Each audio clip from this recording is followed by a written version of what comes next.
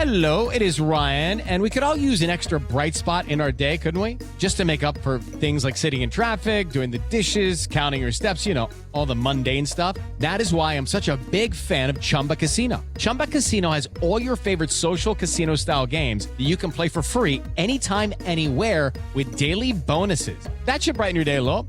Actually, a lot. So sign up now at ChumbaCasino.com. That's ChumbaCasino.com. No purchase necessary. VGW Group. Void where prohibited by law. See terms and conditions. 18+. You just realized your business needed to hire someone yesterday. How can you find amazing candidates fast? Easy. Just use Indeed. Stop struggling to get your job post seen on other job sites.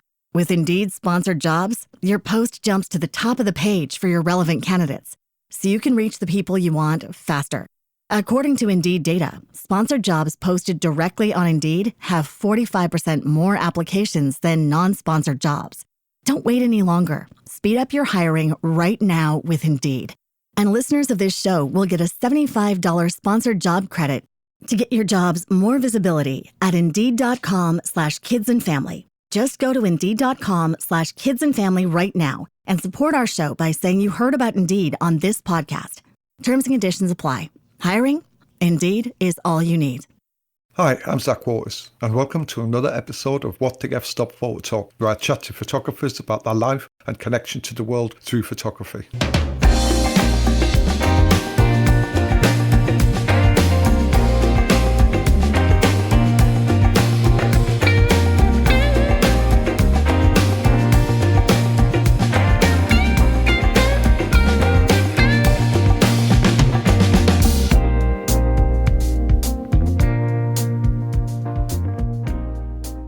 Geoff Howard started taking photography seriously in 1966. He studied at the London College of Printing in 67-70, and since then he's been a freelance photographer based in London, working mainly for magazines and book publishers on editorial and documentary assignments.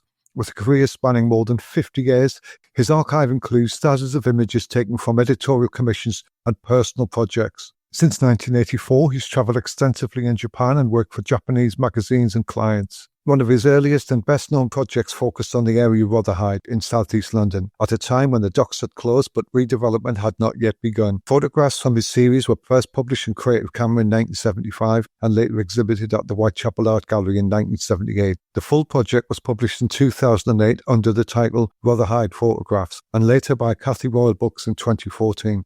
Howard described his approach as being led by curiosity, photographing the people and places that caught his attention, and preferring to work outside the constraints of commissioned photography. He stopped photographing Rotherhithe intensively once he felt he had completed the work, noting that as the area had changed to redevelopment and the rise of docklands, commercial zones, and the story would become quite different. Quoting, "I stopped photographing there so intensively when I felt I had done things which demanded to be photographed, and I didn't want to make the same pictures over again." Beyond Rotherhithe, Howard produced a range of projects in the UK and internationally. These include Japanese moments, Australian pictures, Chilean fragments, and the hitching post of the sun. In 2018, he self-published the book Behind the Scenes, which documents the Alexander Royal London Ballet Theatre between 1969 and 1982. He documented rehearsals, tours, and performances. And we talked a bit about how he got started with the Alexander Royal London Ballet Theatre.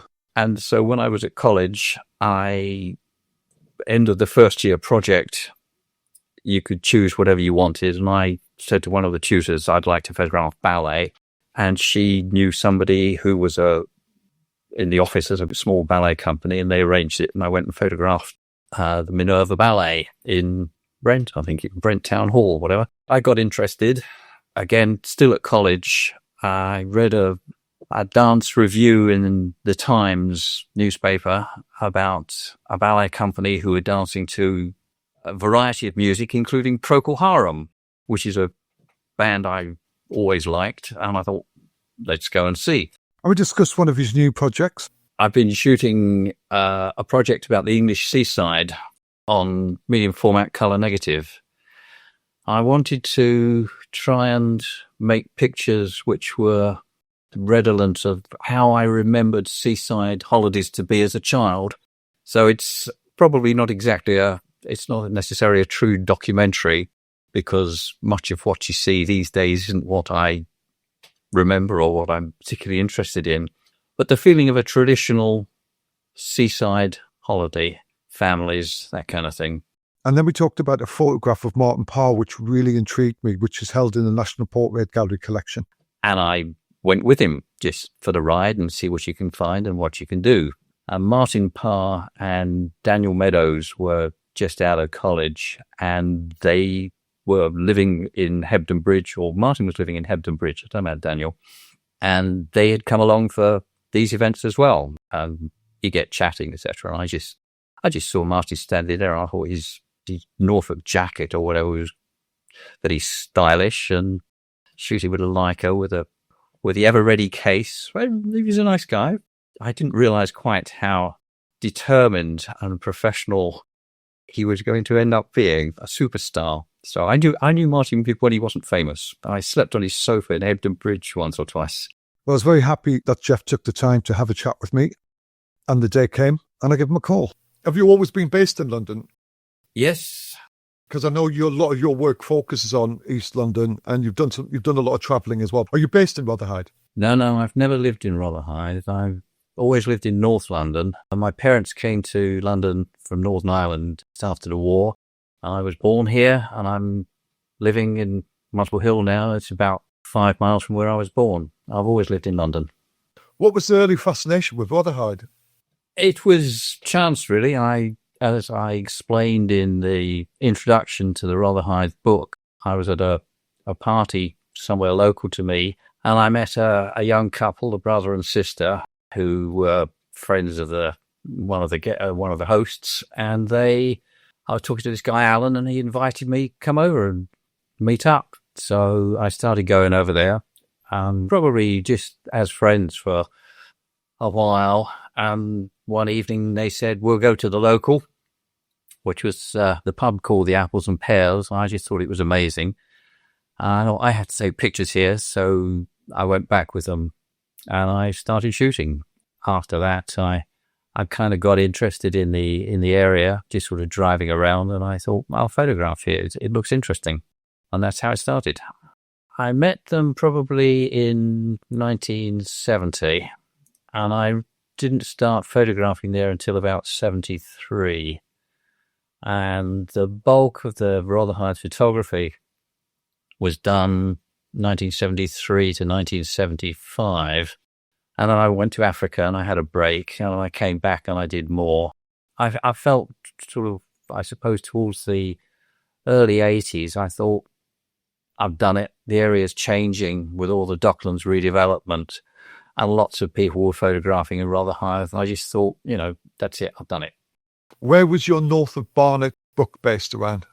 It's just a title for a collection of pictures which were taken in vaguely the north. When you drive up the A1, there's a sign says to the north. And the other part of that is the architectural critic Ian Nairn I think it was a TV program, talked about somewhere being north of Barnet. And I just thought it was a great line, very funny. And I just remembered that, and I just chose that for the title. Of course, yes. And I remember that because we spoke about this title a while ago, didn't we? I think we did, yeah, when you were asking me about when the Cafe Royal zine came out, yeah. Where was the main focus for North of Barnet? There wasn't one. It was just all sorts of places that I had been to, really sort of north of London, I suppose. That's right, yes. I remember that now. So there was an obvious attraction to the working man, daily life. What was sending you in these places? Was it work? You were getting commissioned? Who was your main source of income at the time? It was various sorts of things. It was, some of it was work, yes. I photographed in factories and industrial situations for design companies and advertising agencies for a few years. That would send me to the Midlands, certainly. Some of the pictures were just done. I was travelling. I had friends in Halifax, and I would go up and see them and drive around. Various reasons. What are you up to these days? Not doing a great deal. COVID knocked everybody sideways and put an end to travel, trying to go on a big trip sort of every year, and go back to Japan every year. but haven't been able to do anything really. I've been sat in front of the computer. I've been scanning negatives from the 70s and 80s. Not quite sure what I'm going to do with them, but just sort of looking back what I've done, finding all sorts of things in the contacts which have been overlooked. Is this a decent picture? Well, let's scan it and make a print and see. I'm working, trying to put together a set of pictures for a local history book. So that's been some of the scanning. What are you scanning your negs on? It's a Nikon 9000 multi-format scanner. Almost all my work is on 35mm, but I have been shooting medium format since, I suppose, the turn of the century. So I'm a certain amount of 120 film as well. What medium format are you using? It's a Rolleiflex, a Super Iconta, and a Fuji 645. What's your focus? What you've been shooting with that? The Rolleiflex stuff, I shot a project in black and white on the Hall. I can't really remember how this started. There's a wonderful building somewhere in the Midlands, somewhere Leicestershire, I think it is, called Kirby Hall. It's a fantastic ruin, which English Heritage have taken over and ruined by making it a friendly visitor experience, etc. But I photographed that before, and I got interested in the idea of the big house as a sort of focus for a community.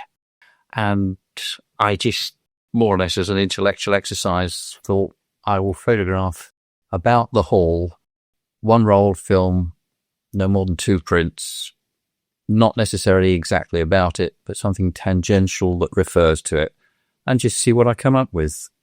And I did this for a couple of years. It was interesting, sort of, again, traveling around the country and seeing these sometimes amazing buildings and sometimes ruins, and what can you find there, and monuments in the local church, a cafe, something like that, whatever. I was trying to sell this to some of the country magazines. People sort of interested and liked it, but felt it's not quite right for them. So that just sort of got put away. How's your style of? I've been shooting a project about the English seaside on medium format color negative. I wanted to try and make pictures which were redolent of how I remembered seaside holidays to be as a child. So it's probably not exactly it's not necessarily a true documentary, because much of what you see these days isn't what I remember or what I'm particularly interested in. But the feeling of a traditional seaside holiday, families, that kind of thing. And that's been quite fun. Has shooting in medium format changed your approach on the way you shoot? Yes, I think so. I think that the kind of cameras that you shoot on determine to some extent the kind of pictures that you take. I like using the Rolleiflex, but I could never get used to the way things go backwards when you're panning or people are moving. And that's why I went on to the Super Iconta, which is a beast of a machine, and then eventually to the Fuji. And I certainly think that I shoot a different kind of picture on that to what I would shoot with Leicas or Canons or something. Have you got a set of new influences photographically, which has sort of helped change your format? I think so, yes. There's a Japanese photographer called Rinko Kawauchi, whose work I think is amazing. I saw a slideshow at the Photographers Gallery a long time ago. I don't know if she was being published in England at the time. And then I started to see her books, and I think her early first few books are absolutely wonderful. Although she's changed, and it's perhaps less so now. I think it's become more sort of ordinary, or perhaps you're getting just sort of more used to the way that she's seeing things. It doesn't have that impact of novelty. Can you take me back to the beginning? Can you take me back to the 60s when you were getting that calling to be a photographer? How did your life build up to that point? Right. You warned me you were going to ask this. I've been thinking back. Okay. My father was a GP, a family doctor, and he was interested in all kinds of things. In the mid-50s, he bought an 8mm cine camera, make home movies with. So he also getting lots of movie magazines, amateur film magazines, etc. And then he bought the camera in the mid-50s. Sort of mid-60s, one summer, I was still at school. Summer holidays had finished. It was that kind of period of waiting to go back to school. I'm bored. I came across all these pile of old magazines and I started looking through them, and I just got interested in images because there was stills from movies and there was behind the scenes, etc. This was interesting. I had an old Ensign 6x6 camera that my dad had given me, and I started to take pictures, and it developed from there. Eventually, I started going around London on the bus and getting off places I'd never been and just sort of walking around taking pictures. And it would be the mid-60s and things were not like they had been in the 50s. And I decided that I wanted to be a photographer, although at that point I had no idea really what kind of photography I was interested in. I left school and I got a job with a wedding photographer in North London. I was never allowed to do actually weddings myself, but I did passport pictures and I printed a lot for him. I did filing and stuff like that. And I bought my first Leica, an old Leica 3C for £25. And I got bored with what I was doing with him, and I left, and I worked for a couple of months in Dixon's, behind the counter, Dixon's professional department in Oxford Street. Hello, it is Ryan, and I was on a flight the other day playing one of my favorite social spin slot games on chumbacasino.com. I looked over at the person sitting next to me, and you know what they were doing? They were also playing Chumba Casino. Coincidence? I think not. Everybody's loving having fun with it. Chumba Casino is home to hundreds of casino-style games that you can play for free anytime, anywhere, even at 30,000 feet. So sign up now at chumbacasino.com to claim your free welcome bonus. That's chumbacasino.com and live the Chumba life. No purchase necessary. VGW Group. Void where prohibited by law. See terms and conditions. 18+. They had hire department, what have you. And I saw, on a day off, I saw an exhibition of photographs in the local library, and a sign said, work by students of the London College of Printing. And I thought, this looks quite good. I'll go there. So I applied and I got in, and during my time there, I got more interested in actual, I suppose, documentary reportage type photography. So that's how it started. Who were your influences then? Fred Cook ran the London College of Printing photography department, and he asked me this at the interview, and I was kind of stumped for anybody to say. And he said, well, I think I detect Cartier-Bresson here. And I thought, Cartier-Bresson, I've heard that name. I must have seen some of his pictures. So I said, yes, yeah, probably Cartier-Bresson. Certainly that was one of my early influences. But I also said Sansol, who was a Dutch photographer who'd just been killed in a car crash, and Fred Cook had never heard of him. And I think that impressed him. He said, I'll have to go and look him up. And then at college, I started to look at all sorts of books, Shadow of Light and The Americans. Robert Frank was a very big influence on me for quite a long time. Generally, the humanist magnum photographers of the 50s and 60s, I'll say, with a strong touch of Robert Frank. Do you remember when you went to the interview for the London College of Printing, what was in your portfolio? How did you present it? I had a box of about 100 whole plate prints because 10/8 was too expensive and the whole plate paper was cheaper. And it was all kinds of stuff. There was no theme to it at all. It was just a box of loose prints from everything that I'd been doing for the previous, year and a half maybe. Just random street stuff, because walking about features in a lot of your work, doesn't it? Like the Rotherhide stuff. Yeah, there was a lot of sort of walking about stuff. There were informal portraits of friends. I'd been to a couple of trade shows where they had demonstrations. So there was pictures of fashion models posing.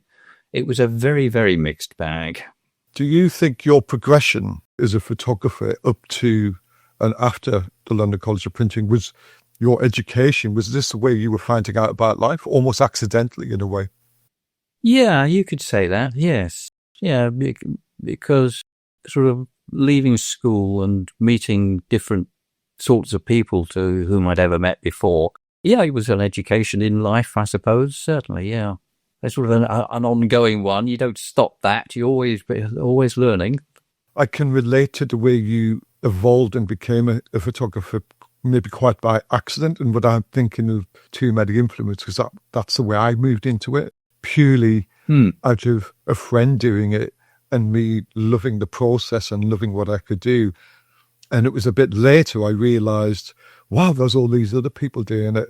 That's when the world connected with me. I thought, I'm not on my own here. What happened after London College of Printing? I knew that I wanted to do editorial type photography. I wasn't sure whether or not I could make a living doing this, but I left college and I started bringing up magazines and book publishers and going to show pictures, which in those days you could actually do. You could meet people and show work face to face and talk. And I started to get work, then met an art director in an advertising agency, started to get the, as I say, industrial photography work, which was just done in a documentary type way. You go to the factory and they'd show you around and shoot pictures with a natural light. This was in the 1970s. I did that for a few years and I got a bit bored with London, and some friends had moved to Africa before, Johannesburg. And I thought, I'll go and visit. So I had money saved and I went to Africa and I flew to Nairobi, went overland by local buses and hitchhiking down through Kenya, Zambia, Tanzania, Zambia, and what was then Rhodesia into South Africa. And I had a 3-month visa and I stayed there for 3 months, just walking around, getting lifts out into the country and shooting pictures. And my visa ran out and I came back and it was the 3-day week and the advertising work had all disappeared and much of the editorial work. It was a bit difficult time for a while there. Did you take that style of shooting with you to Africa? Because I'm not aware of your travels. I've seen some travels in your work, but you must have amassed quite a body of work then, did you? Yes. In those days, I've never been a really heavy shooter, and I didn't shoot as much as I should have done, or as perhaps other people would do. Most of the pictures that you see from Africa tend to be... Hello, it is Ryan, and I was on a flight the other day playing one of my favorite social spin slot games on chumbacasino.com. I looked over at the person sitting next to me, and you know what they were doing? They were also playing Chumba Casino. Coincidence? I think not. Everybody's loving having fun with it. Chumba Casino is home to hundreds of casino-style games that you can play for free anytime, anywhere, even at 30,000 feet. So sign up now at chumbacasino.com to claim your free welcome bonus. That's chumbacasino.com and live the Chumba life. No purchase necessary. VGW. Void where prohibited by law. See terms and conditions. 18+. Even then, it was colour and there was lots of wildlife and exoticism. Wasn't really interested in that. I was interested more in what it's actually like just being there, going through the cities and the towns. I was shooting black and white with Leicas and just what one came across on the travels. Do you think that travelling helped you with your work later on when you come back to England? No, I don't think so. It was an interesting thing to do. On the whole, it wasn't a particularly pleasant time. I really didn't like South Africa. A lot of the people were pretty awful. I don't think so, no. I mean, I sold pictures to The Guardian and The Times and Camera Press. I've sold my pictures since 1970 and they sold a lot of stuff. But I don't think it had any influences other than that, no. When did you return? It would be sort of 1975, and it was probably, as I say, it was the 3-day week, whenever that was. Would it be sort of like March 75? And then you jump back into your documentary Rotherhithe and London. You picked up work, I presume, again, and started back in the grind of being a freelance. Yes. There was less work than there had been, and as I say, the design company and the advertising work didn't really come back. Then I suppose Thatcher came in and the world started to change. England started to change. Colour was the preferred medium. You had to be shooting colour. Who were your main clients in the 70s? Right. Well, after leaving college, one of the main clients was the IPC magazine group, and in particular the women's magazines, Woman's Own, Woman's Journal, Honey, 19, Younger, that kind of thing. I worked for New Society. I worked for the AA for their magazine Drive. I worked for the Reader's Digest books. I photographed pop music at the Rainbow Theatre for some music magazines. And as I say, Leo Burnett's and J. Walter Thompson's doing industrial stuff. After late the 70s, after coming back from Africa, that design company advertising work finished, and there was just less magazine work altogether, and times were a bit difficult. But you keep going. You have a number of pictures in the archive of the National Portrait Gallery, and I stumbled across the photograph you took of Martin Parr. Boy, did I chuckle. What a picture of Martin Parr that is. And what's interesting about that is he just looks so different. But if anybody wants to check the link out, I'll put the link in the comment section of the podcast information. What made me chuckle about that picture wasn't his suit or his badges. It was the two girls checking him out. Tell me the story of that shot, please. Okay. There are various country customs happening up and down the land, specific day things. Homer Sykes, who's a very good friend of mine, has been photographing these since college days. And there's another photographer called Brian Schul who'd also been doing it. I met Brian at some event and he invited me to come and have dinner and eventually said, use my darkroom whenever you like. He was going up to Bake Up and Midgley and places in West Yorkshire for a couple of customs at Easter. And I went with him just for the ride and see what you can find and what you can do. Martin Parr and Daniel Meadows were just out of college and they were living in Hebden Bridge, or Martin was living in Hebden Bridge. I don't know about Daniel. And they had come along for these events as well. You get chatting, etc. And I just saw Marty standing there. And I thought his Norfolk jacket or whatever was that he's stylish and shooting with a Leica with the ever-ready case. Well, he was a nice guy. I didn't realize quite how determined and professional he was going to end up being, a superstar. So I knew Martin when he wasn't famous. I slept on his sofa in Hebden Bridge once or twice. The two girls checking him out, though, just makes me chuckle every time I look at that picture. It's very 1970s.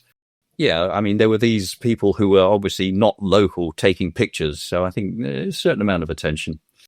And who are the other portraits of? Are they writers? Gosh, who to think? There's an artist, Tess Jarre.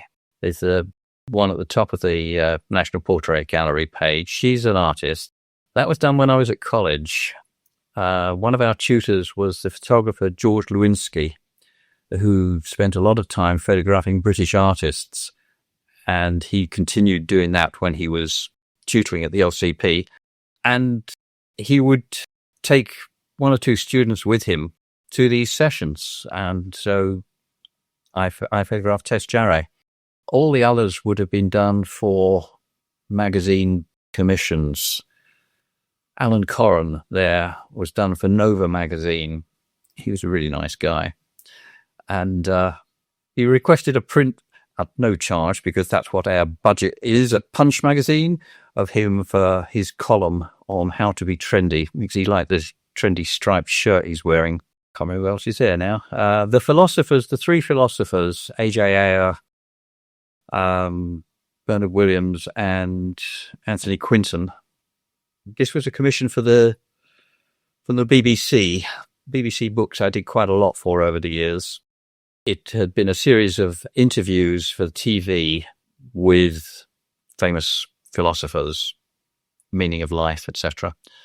And they decided to publish the transcripts as a book, and I was asked to take the photographs are all the ones in England.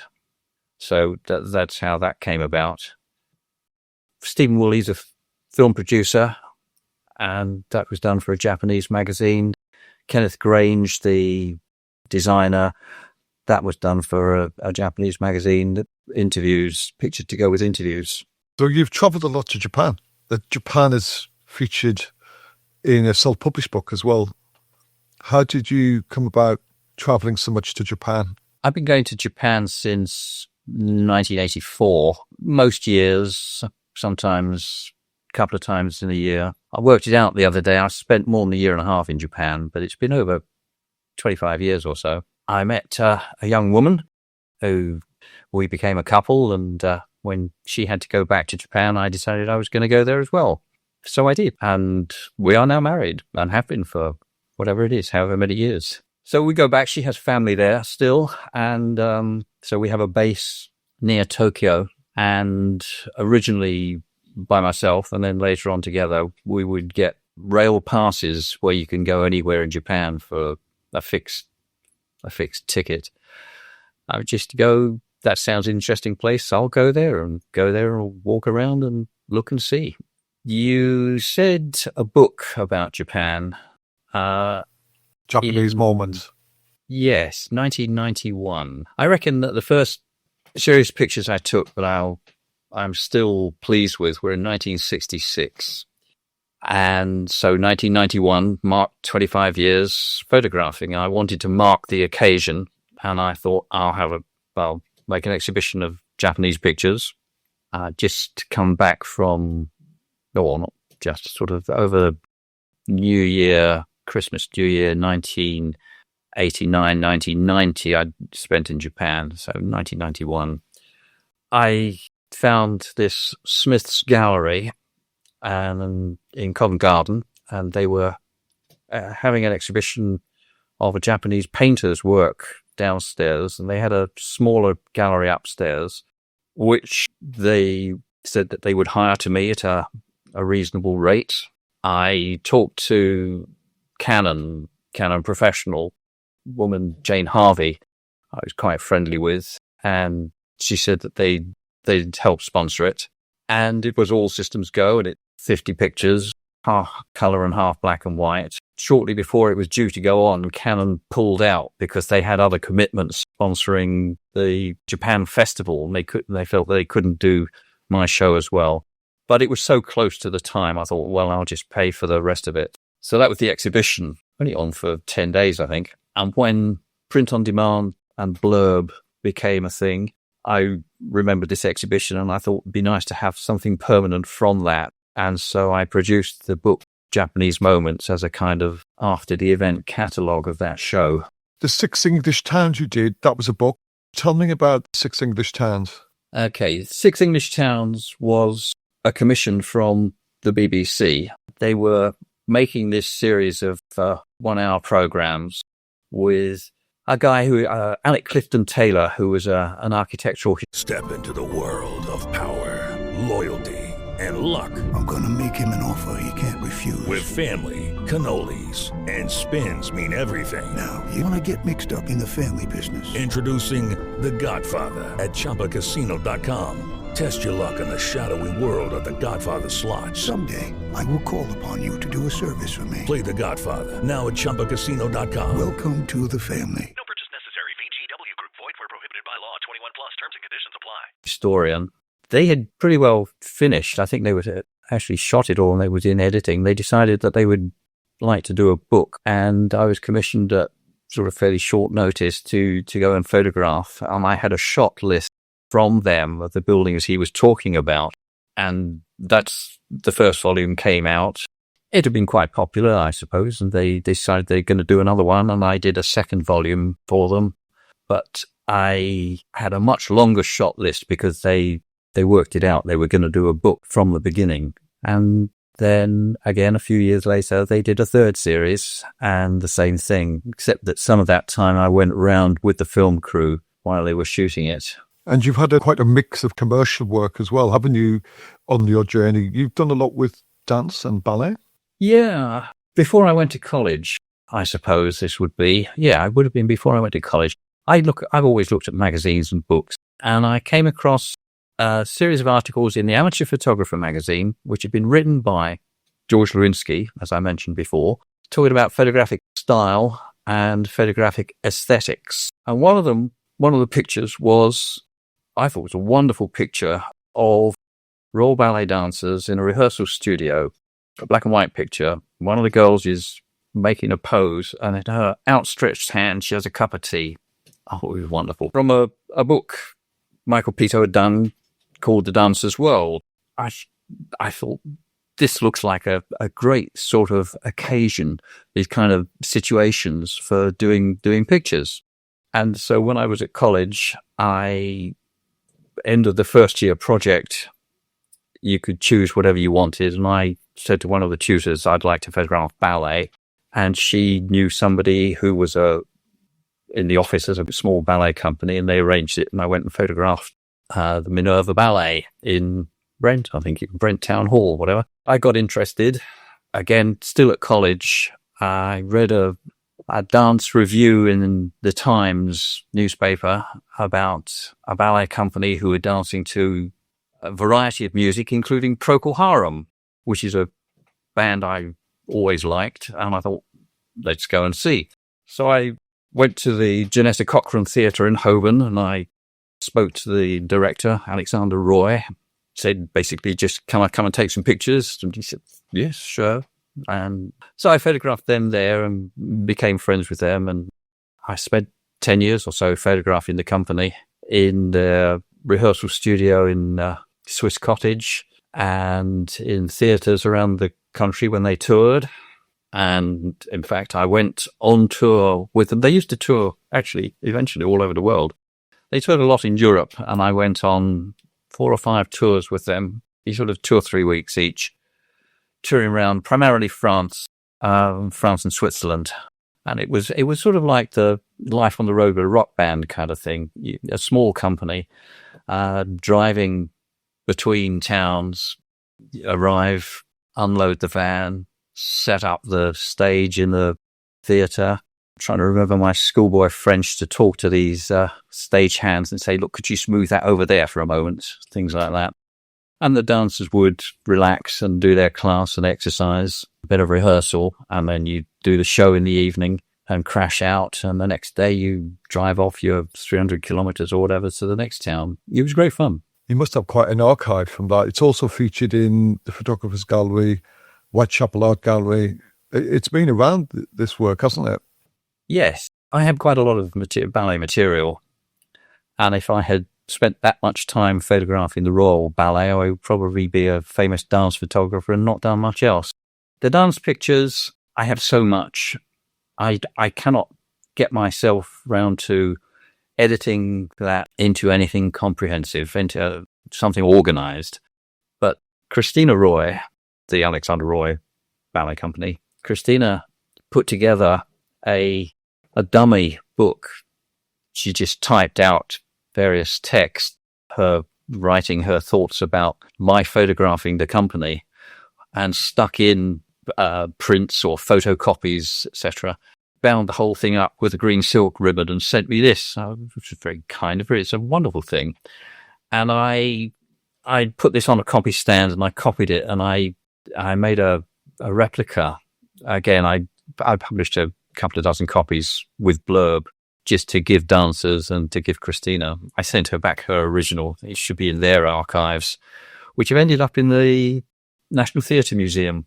I think you should definitely do something with that. Because it was her choice of pictures. I keep saying one day I'm going to do my ballet book the way I want, but I don't know if I ever will. I don't think I can do it. Why? There's too much work. I cannot see how to organise and select this. I need somebody to give me a very strong hand with the editing. Okay. That might be something I'm interested in doing. We'll talk about that at some point. I think when you have a lot of work on a particular subject, it's often very difficult to make a proper edit. The Rotherhithe book, I could do that because I had help from a guy called Peter Goldfield at an early stage, and then I had the show at the Whitechapel Art Gallery. So the bones of that Rotherhithe project were organised at that point, and when I came to doing the book about it, that's what it built on. But the ballet stuff it was even longer shooting than Rotherhithe. Yeah. What you're looking at in terms of contact sheets, how much have you got? I don't know. I really haven't counted. Just to say, it was almost all black and white. I did shoot color transparencies some of the time at their request, and also later just for myself because I was shooting much more color and to have something different. So you must have a few hundred contact sheets. Oh, I would think so, yeah. I have 2 filing cabinet drawers, chock-a-block with contact sheets, and there is also quite a lot of material I don't have contacts for over the years. You gave them to clients and never got them back and just didn't get round to making another set. What are you doing with your archive's long-term future? Have you thought about where it's going to go, what you're going to do with it? That is the worst thing you could ask me. It keeps me awake at nights. What do I do with it? I don't know.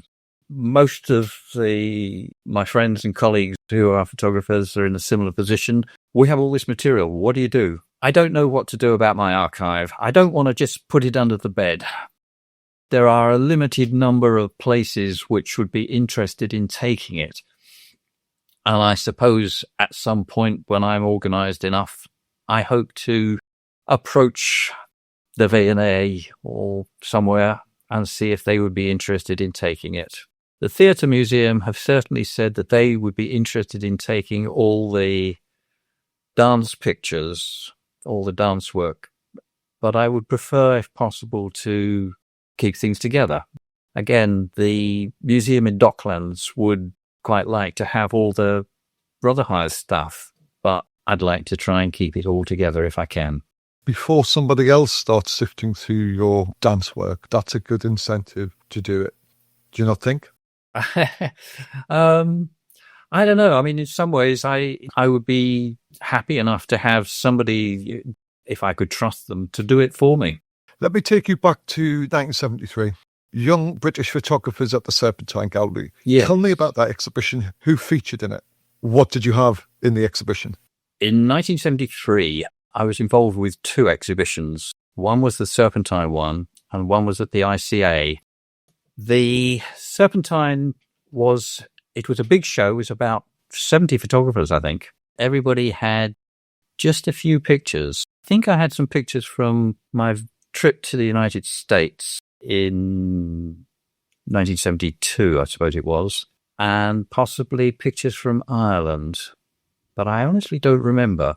There was a lot of photographers in it. I'd have to go and get the catalogue and look to tell you.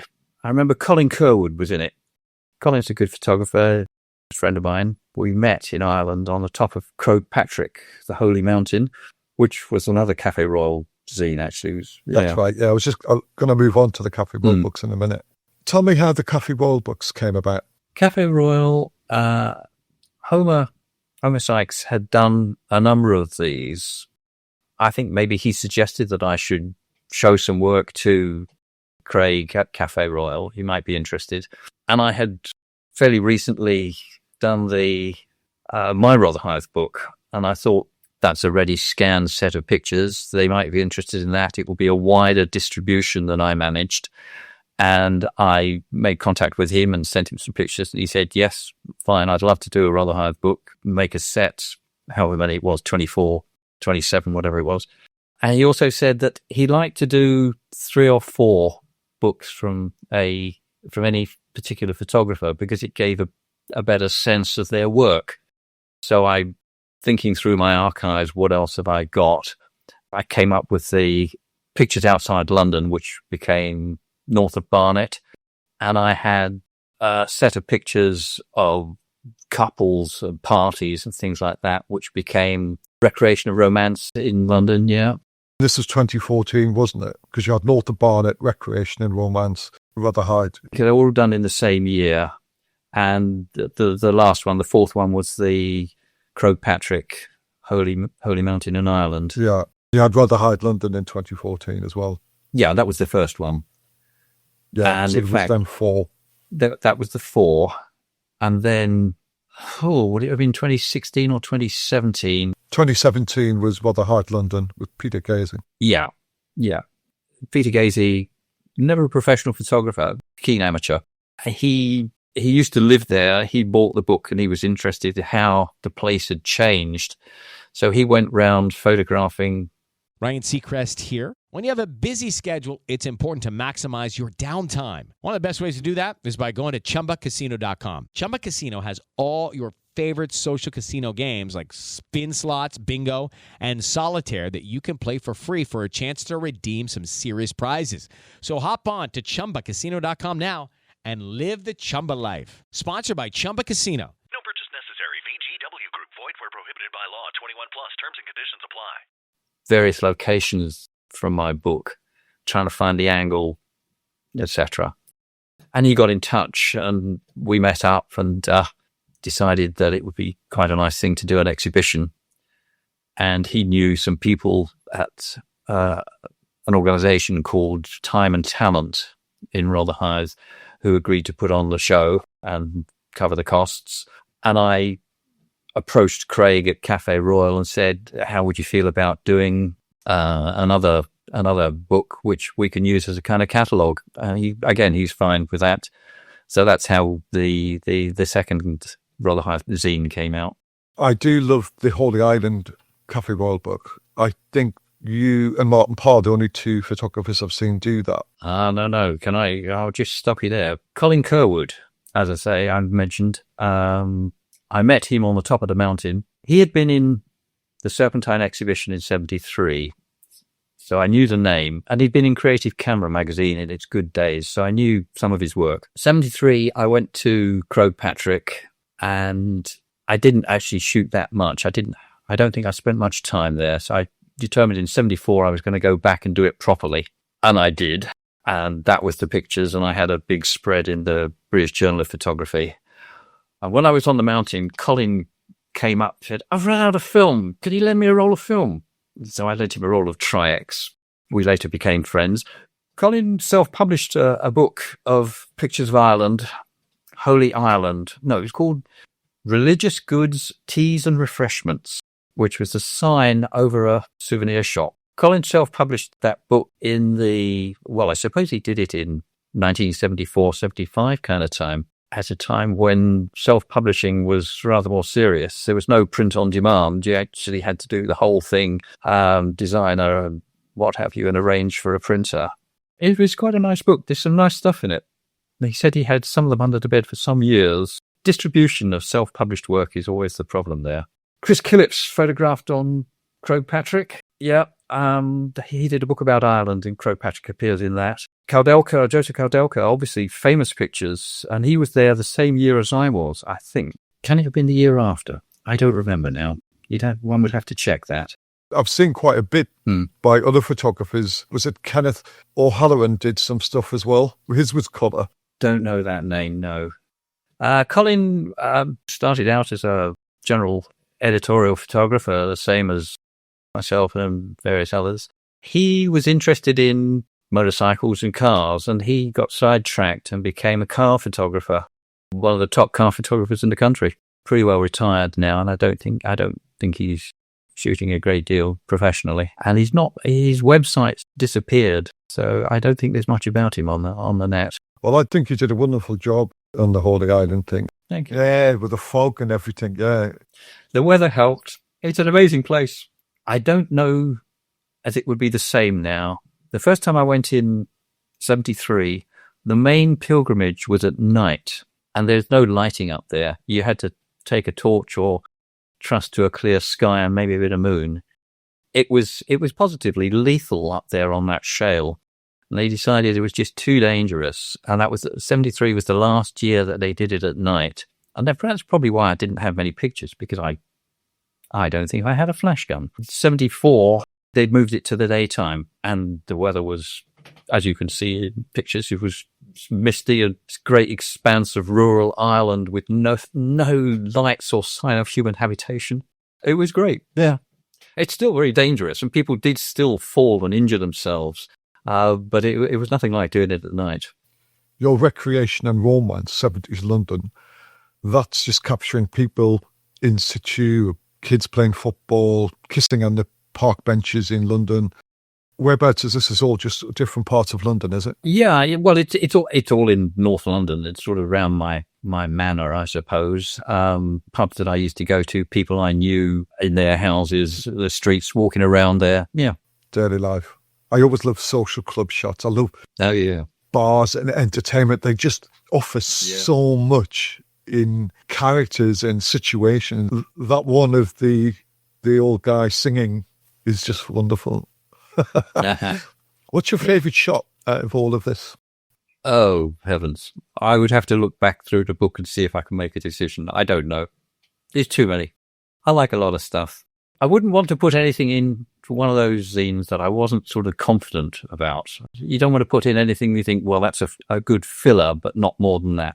I want to put stuff I'm happy with. I love the shot of the chap asleep in front of the metal shutters in his little backyard. It looks quite sinister. He's not asleep. He's drunk and passed out. And then you've got the kids kissing and cuddling in the park, and the young chaps playing football on the street. Yeah, I wondered if you'd ask about that. The kids playing football. The cars look so small, and there's hardly any of them. Yeah. Bad times have changed. I was going to talk about the kids playing football. In the background, there is a guy smoking. He's wearing a white shirt, looking towards the camera. This is a photographer called Stuart Goodman, who I met at school. We were friends from the School Photographic Society, and we kept in touch ever since. For some reason, he and I were going down to Caledonian Road, and this is just in a back street there, and I saw the kids playing football. Stuart, with his brain somewhere else, just sort of walked into the shot, and it was unfortunately the best shot. It would have been better without him, or if he hadn't been looking at me, he'd been looking at the kids more, etc. But it's okay. It stands. And I mention this because Stuart, my good friend, died from COVID just at the beginning of April 2020. Sorry to hear that. So that's a kind of a memorial for him. Tell me about that ice cream van on the cover of North of Barnet. I was up in West Yorkshire, Halifax, I suppose, with friends, and I decided I was going to go to Preston of Easter. There was a tradition of children rolling Easter eggs. Let's go and have a look. That is in the park in Preston where they did it, and it was quite early in the morning, and it's just the mist, and I was wandering around trying to find where these kids were rolling their eggs, and there was the ice cream van and the chappie with his dog, and it looked kind of incongruous. Who in that weather would be buying ice cream? I thought it was funny. I just took a couple of frames. I love that shop. It's a very surreal shop. Thank you, I do too. Who are your influences now? Who do you look at now? Difficult question. I don't know. I'm not sure if anybody much does other than by earlier influences, Cartier-Bresson, Gary Winogrand, Robert Frank. You're a street photographer at heart, aren't you? Yeah, I suppose so. I mean, I like all those French guys, Willy Ronis, Isis, Duano. There's a wonderful book called The Eye of Love by René Grobli, a Swiss photographer. I don't know. Do you know that? I'll have a look. No? It's fantastic stuff. The guy, Swiss, as I say, he and his wife went to Paris for their honeymoon in the late 50s, maybe it was. Yeah. And he took a lot of pictures, and he published this book called The Eye of Love, which is, it's a classic. It's wonderful. It's so tender and gentle and romantic. I'm trying to overcome my innate romanticism all the time, I suppose. Try and stick to a bit more reality. If you want to know influences, here's another one. A Japanese photographer called Masahisa Fukase, who did a book called Ravens. Oh, yeah. Again, a famous work. Beautiful. And I bought another of his books called Yoko, about his wife, in the early 80s, before I'd seen the Ravens book. And I thought this was, again, it's wonderful stuff. It's quite surreal in places, odd, jokey. You got a first edition? Of Ravens? No. I have the first American edition. First edition of the American version. And I have the Steedle reprint. Are you an avid collector of photo books? I don't say I'm a collector, but I do have an awful lot of photo books. Yeah, I mean, I have a first edition of Shadow of Light, so I have Philip Jones Griffith's book, Vietnam Ink, when it was in the original paperback. Right. I have a first edition of Flash Up by, what's the chappie's name? I've forgotten. Japanese photographer. He died recently. Really astonishing stuff. If you like social situations like pubs and bars, you should check him out. Flash Up, it's called. And he shot pictures in Tokyo, flash, in the early 70s. In all sorts of dubious dives. He photographed car accidents in the street, a bit like Ouija. It was great, really odd stuff. Apart from sorting your dance archive out, what's next for you? What's the sort of future? In the immediate term, I don't have any ideas. I'm waiting until we can travel again. I went to Nepal in 2018, and we'd originally intended to go to India as well, but had to knock that on the head. I'd still like to go to India, but I wouldn't want to do it until I feel a bit more safe about traveling in that kind of situation. And I want to go back to Japan, obviously, but I don't have anything in the immediate. Do you still have the urge and the passion to take pictures? I think I do. I have felt constrained with the COVID, and I have done very little in the last couple of years. I do still carry a camera whenever I go out, and I do still take snaps of what I come across. It's still there, isn't it? Yeah, I still want to shoot. It's still there, absolutely. Wonderful. Yeah. Geoff, it's been a pleasure, and I've really enjoyed finding out about you and learning from you as well. You're very kind, thank you. You've got an awful lot of editing to do there. On myself, I think. It's been wonderful, wonderful, and I look forward to keeping in touch with you and finding out about your dance archive. Let's get this done. Interesting and historical body of work down. I look forward to seeing that in a book. Thank you, Geoff, and I wish you well. Thank you very much. Pleasure. Take care. Bye-bye. Goodbye.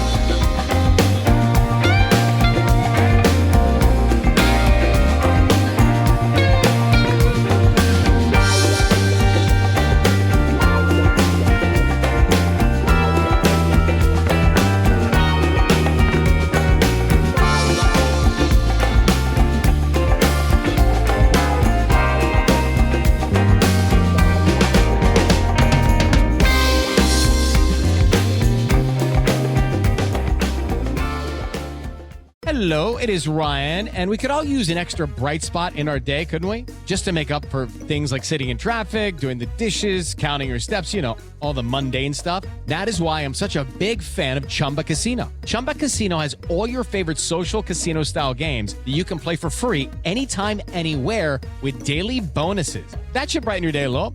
Actually, a lot. So sign up now at ChumbaCasino.com. That's ChumbaCasino.com. No purchase necessary. VGW Group. Void where prohibited by law. See terms and conditions. 18+.